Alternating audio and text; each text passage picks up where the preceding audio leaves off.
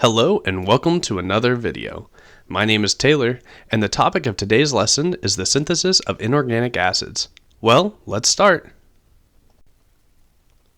First of all, acids, like all other chemical compounds, are obtained using general and specific methods. Today, we are going to talk about general methods.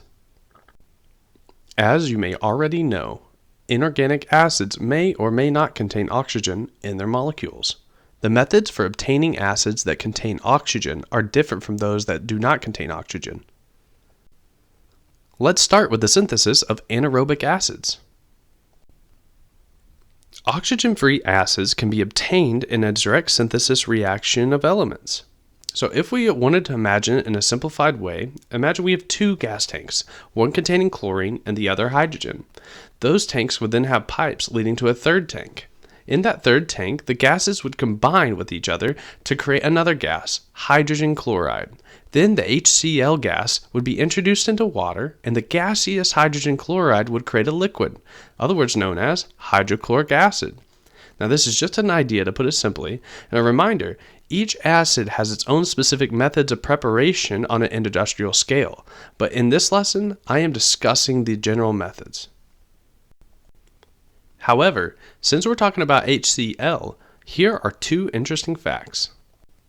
Number one, in a laboratory as well as on a commercial scale, hydrogen chloride is prepared by heating sodium chloride with concentrated H2SO4.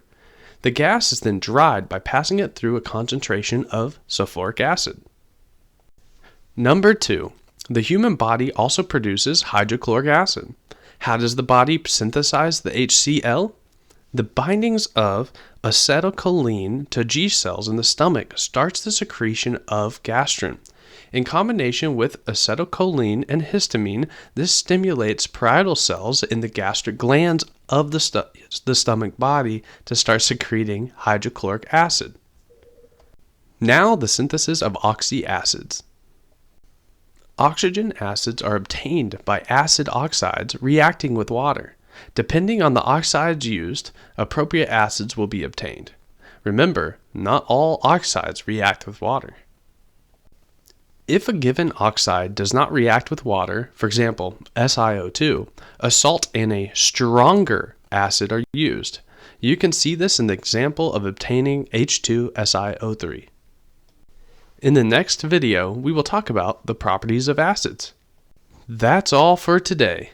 Thank you so much for watching. I invite you to leave comments. If you don't want to miss the next videos, I invite you to also subscribe. See you in the next video of A Bowl of Chemistry Knowledge.